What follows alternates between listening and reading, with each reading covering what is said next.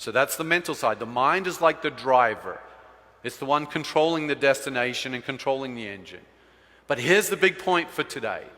All of that, spiritual, emotional, mental, is all there so that you can physically do. It's the doing that really matters in life. But most people really don't do. They get so distracted, they really don't engage in life. They get so distracted in their own mind and they're swimming around their own heads and they don't really take deliberate action. They avoid. They're waiting for somebody else to let it happen. That is really the key to success, is the doing.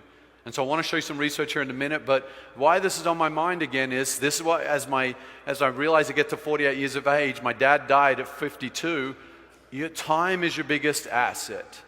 You only have so much time. What are you going to do with your time?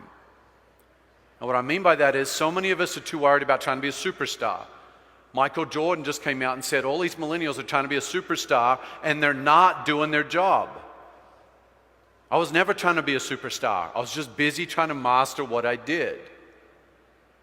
I want to jump into this for a minute, because while I was thinking about that over the Christmas break, and this was really on my mind just with the significance of my age and where I'm at, I started doing some research and I find this article on procrastination. And there's the first part is Jerry Seinfeld. How many of you guys know Jerry Seinfeld? I love Jerry Seinfeld and I've watched his show for years. According to Forbes magazine, Seinfeld reached the peak in earnings when in 1998 he made $267 million. Yes, that is in 1 year. No, that's not a typo. The thing that's amazing there, some of you going 267, that's not that much. This is not a business making 267 million. That's one person. 0 employees, one person. One person produced enough to create $267 million. That's amazing, isn't it? As it went by, it says, by almost any measure of wealth, popularity, and critical acclaim, Jerry Seinfeld is one of the most successful comedians, writers, and actors of his generation. However, what is most impressive about Seinfeld's career isn't the awards, earnings, or the special moments. It's the remarkable consistency of it all. Show after show, year after year, he performs, creates, and entertains at an incredibly high standard. Jerry Seinfeld produces at a level of consistency most of us wish we could bring to our daily work.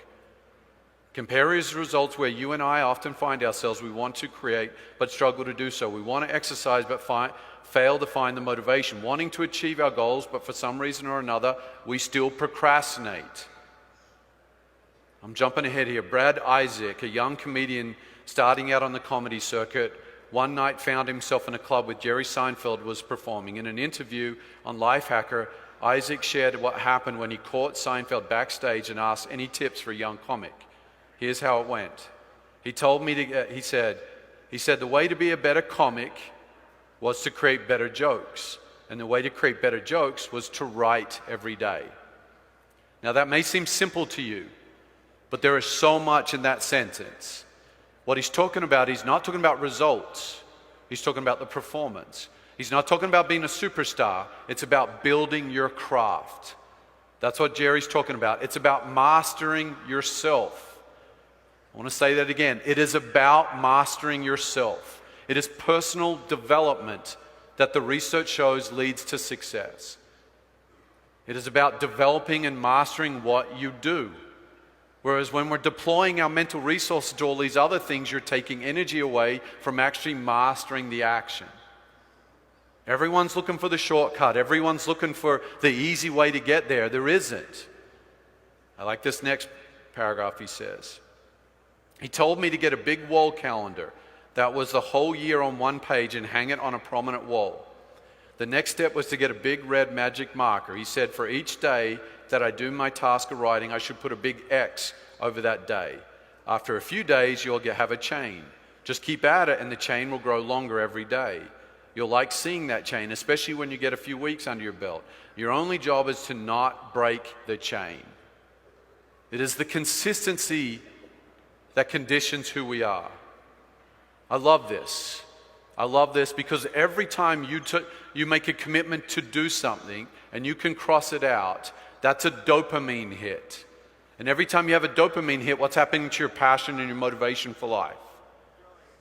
Every time you say you're going to do something and you don't do it, what happens to your motivation? Can you see why we've got so much high anxiety and depression in this world? It's the doing that leads to success in life. It's not about not doing, it's the action that actually leads to it. What the research says, top performers in every field, athletics, musicians, CEOs, artists, they're all more consistent than their peers. That's it, guys. They're more consistent. Some of these athletes I get to work with these days, they put the work in, day out. They're not doing something different that's special. It's the consistency of what they're working on. And they're not just turning up to work just to crunch the numbers. They're not just turning up and putting in hours and going, yep, I put in 12 hours today. It's the action. That's a result. When you're focusing on getting it done, you're focusing on the outcome, not the actual action.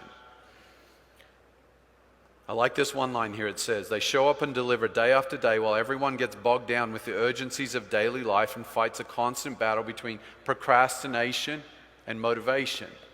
Most of us are procrastinating and not motivated to do the little things every day.